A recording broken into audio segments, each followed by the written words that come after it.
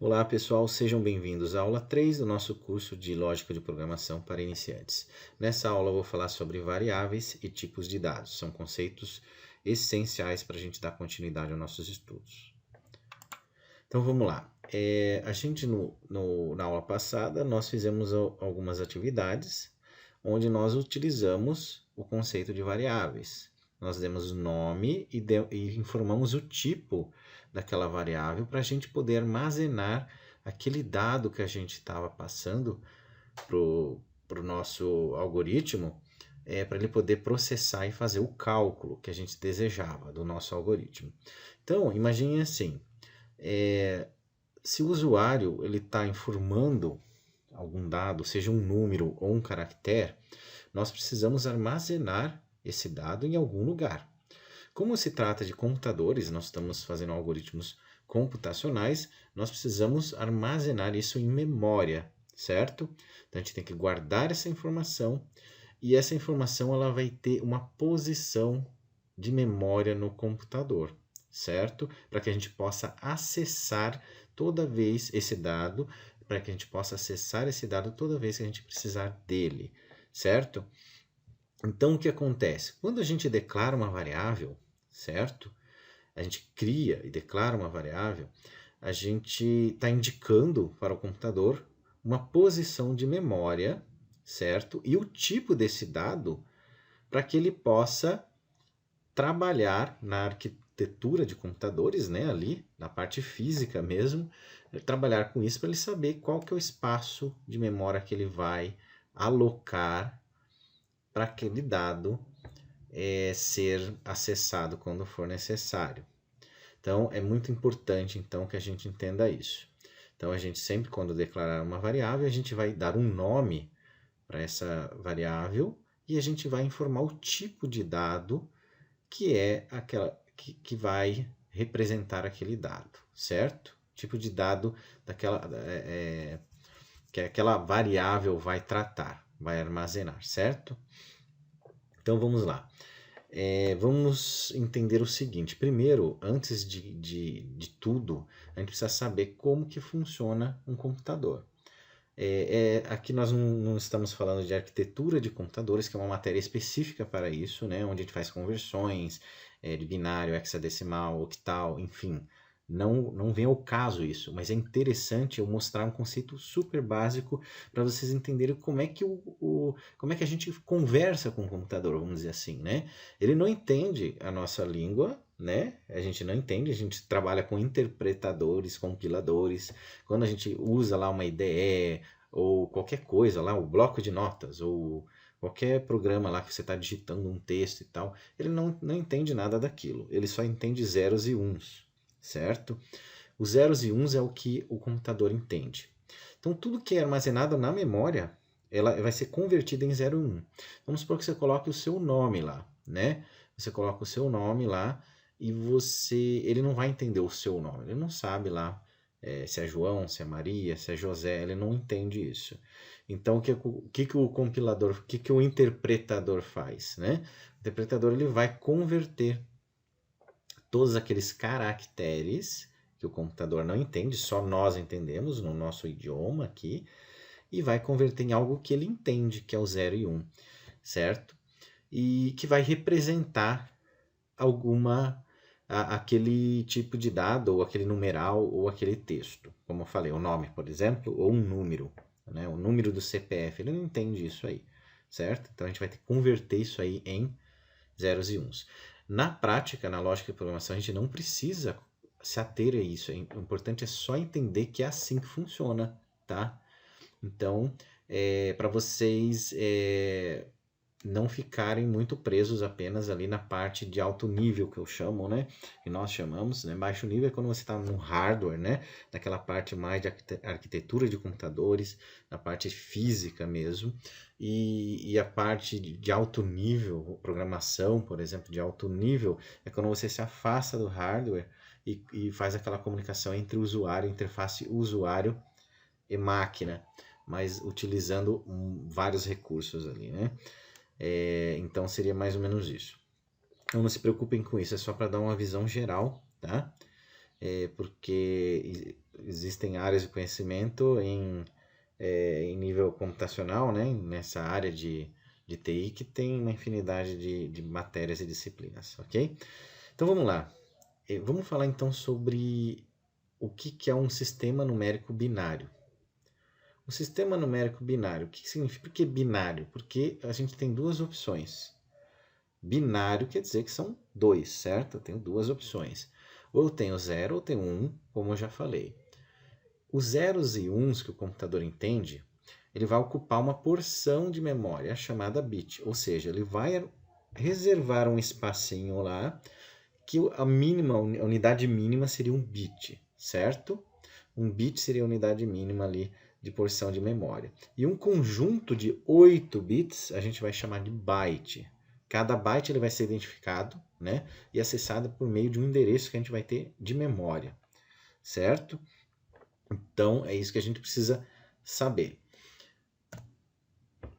Agora, como é que o computador vai entender, por exemplo, uma frase ou um cálculo, um número? Como é que ele vai entender se ele só entende 0 e 1? Como é que ele vai entender isso? Existem muitas ferramentas, né, que são utilizadas para a gente fazer essas interpretações e conversões.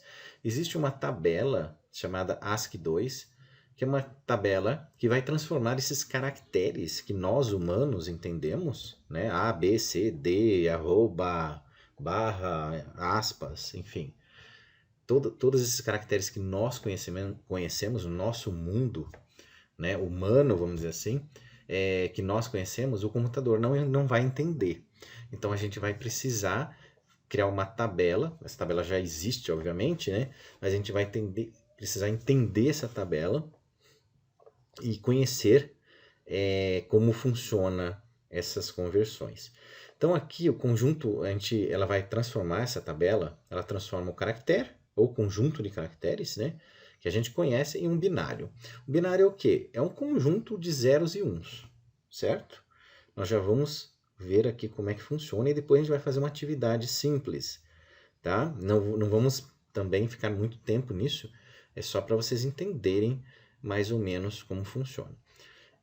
Então, o conjunto binário, a gente transforma em um binário fazendo divisões com base 2, certo? Então, a gente vai fazer uma conversão de binário, então a gente vai fazer uma conversão com base 2, transformando tudo em 0 e 1. Aí o que acontece? Quando a gente transforma tudo em 0 e 1, o nosso computador vai entender o que nós estamos, que informação a gente está passando para ele, ok? Então, vou dar um exemplo aqui de tabela ASCII-2, né? Então, aqui eu coloquei aqui a letra A, B e C. Elas são representadas pelo decimal 65, 66, 67. Então, veja que o A ele é representado pelo decimal 65. Decimal, o número que nós conhecemos aí, que a gente está acostumado a lidar, certo? O 65, em binário, convertendo para essa tabela ASCII-2, ele tem o seguinte valor binário, que seria o 0, 1, seguido de 5 zeros e o 1 no final. E assim por diante. Então, todos os caracteres, inclusive os caracteres especiais, né, arroba, aspas, barra, parênteses, todos eles têm um correspondente em binário, certo? Existem ali octal, hexadecimal, mas isso não cabe aqui ao nosso curso, tá? Isso aí é arquitetura de computadores, então vocês têm uma matéria específica para estudar isso aí, certo? Como falei, é algo mais de baixo nível ali para você entender como o computador funciona, a parte física mesmo, né, do hardware, e como que ele se conecta e se comunica com a parte de mais alto nível, que são os nossos programas, sistemas operacionais, enfim. Então, eu fiz aqui na mão, eu acabei fazendo na mão, uma conversão do 65, do decimal 65, que representa a letra A na tabela ASCII-2, ok? E como que funciona essa conversão em binário? Você pega o número e vai dividindo por 2, vai dar um resultado, o quociente ali, e vai ter uma sobra. Essa sobra, ela vai ser 1 ou 0. 1 ou 0.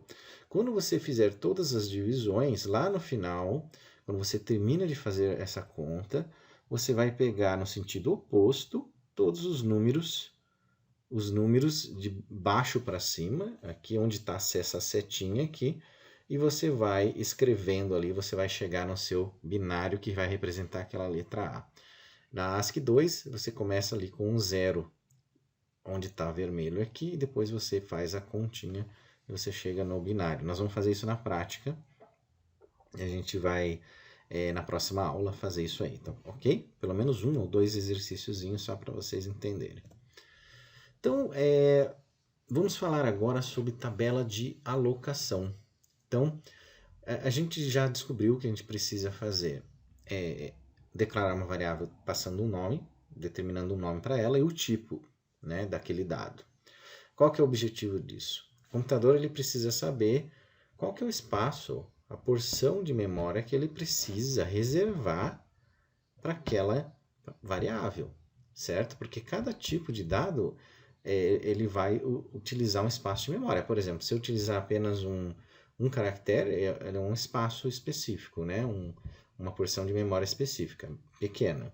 Agora, se eu trabalhar com o long, por exemplo, já seria um numeral muito grande. Então, eu teria que ter um pouquinho mais de espaço em memória. Então, eu preciso informar isso para o computador, certo? E para ele saber também qual é a posição que está aquela memória, certo? A posição inicial. E eu preciso também saber o nome dessa variável, né, que vai armazenar aquele dado e o tipo dele, para poder acessar nessa tabela de alocação, certo? Então, através dessa tabela eu vou conseguir... Isso é tudo interno, tá? Não se preocupe, isso aqui ele tem muito a ver com arquitetura de computadores, ele é algo que acontece automaticamente. Tá? Vocês não vão precisar se preocupar com isso quando estiver programando, mas é importante entender como funciona. Então, a gente vai falar agora sobre tipos de dados, né? Então, a gente tem um tipo de dado numérico, o lógico, o literal ou caractere, né? Então, a gente tem esses tipos de dados aí que a gente vai trabalhar, ok? Os tipos de dados numéricos, eles vão ser divididos em 2 grupos. Os inteiros e os reais. A gente já trabalhou na nossa segunda aula sobre esse assunto, mas vamos falar mais um pouquinho. Então, o tipo numérico, o tipo inteiro, ele não possui parte fracionária, ou seja, ele não tem números, vírgula e números depois da vírgula, seria mais ou menos isso. Ele não tem a parte fracionária, né? Então, ele é um número inteiro. Ele pode ser positivo ou negativo, ele continua sendo um número inteiro, só que negativo ou positivo. Então, o que acontece? O número real ele já possui a parte fracionária, ou seja, ele tem vírgula e depois um número. Notem que aqui nós colocamos ponto. Por quê? Porque é uma notação, a gente utiliza na programação notação americana. O que acontece? A gente vai falar sobre isso mais para frente, né? Por que foi feito dessa forma, né? Por que se usa ponto e vírgula no lugar de ponto e ponto no lugar de vírgula? Porque foi feito dessa forma e foi utilizada essa regra, essa notação americana, onde você tem o número, por exemplo, 2.050 centavos, por exemplo, você escreveria o numeral em inglês, né? 2,000, 3 zeros, né? Aí ponto, a parte fracionária, né? A parte decimal ali, os décimos, né? Você colocaria ponto e a parte fracionária. Então, seria por esse motivo.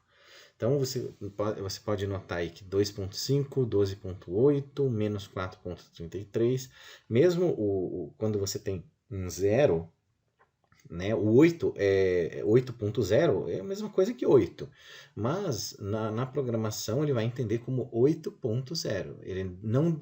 Ele considera que tem algo depois da vírgula, ou no nosso caso aqui, ponto, ok?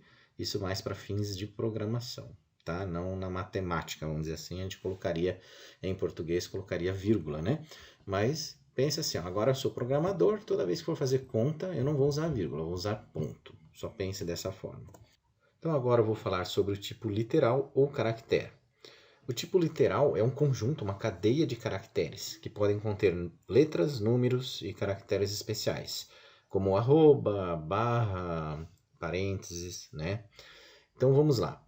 Então, para a gente declarar, né, para a gente criar um tipo literal, normalmente a gente coloca aspas entre essa cadeia de caracteres. Essa cadeia de caracteres, ela pode ter letras e números. Porém, com os números a gente não consegue fazer cálculos quando a gente está tratando de tipos literais, ok? Eu não consigo fazer nenhum tipo de conta ou cálculo com esses números. Por mais que essa cadeia de caracteres, esse tipo de dado literal, ele contém apenas números, eu não consigo fazer nenhum tipo de cálculo, ok? Isso é muito importante. E quando a gente se deparar com um caractere sozinho, a gente vai colocar apóstrofo, ok? Para indicar aquele caractere único, beleza? E quando a gente tiver uma cadeia de caracteres, ou seja, mais de um caractere, a gente vai colocar aspas, ok? Então é assim que a gente vai declarar um tipo literal. Então, falando do tipo literal, nós vamos agora falar sobre o tipo lógico, né? Tipo lógico, né? O tipo de dado lógico a gente pode chamar também de booleano, tá? E ele vai assumir apenas dois valores, o verdadeiro e falso.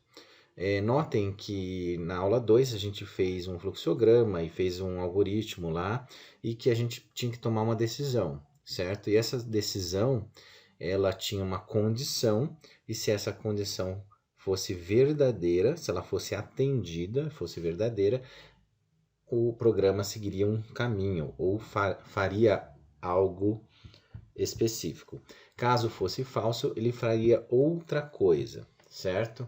Então, para isso que serve, para tomar decisões baseadas em uma condição. Então, você vai ter uma condição, caso essa condição seja atendida, seja verdadeira, o programa vai fazer algo específico. Caso não seja falso, essa condição não seja atendida, ele vai fazer uma outra coisa, ok? Na prática, a gente vai entender melhor isso aí, ok? Então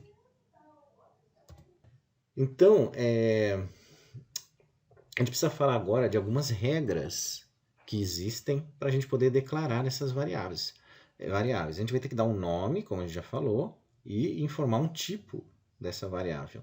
Só que a gente não pode fazer de qualquer forma. A gente tem que ter uma regra para fazer isso. Então, quais são as regras? A gente vai chamar de identificadores os nomes de variáveis, programas, constantes, funções e unidades. Então, tudo aquilo que a gente vai criar uma função, uma constante, ou dar um nome para um programa, a gente tem que obedecer algumas regrinhas, senão não vai dar certo, certo? O compilador, o interpretador não vai mostrar para você um erro, ok? Então, vamos lá. As regras são as seguintes. São permitidos os números, letras maiúsculas e minúsculas e caractere sublinhado, certo? Aquele caractere sublinhado, ele pode ser usado normalmente. E letras, qualquer letra e número. O primeiro caractere desse identificador não pode ser número, tem que ser sempre letra, tá? O primeiro caractere deve ser sempre letra ou caractere sublinhado. Você não pode colocar números. Então até vou melhorar aqui, vou trocar depois aqui. E colocar que só não pode ser números. Não são permitidos espaços em branco e caractere especial.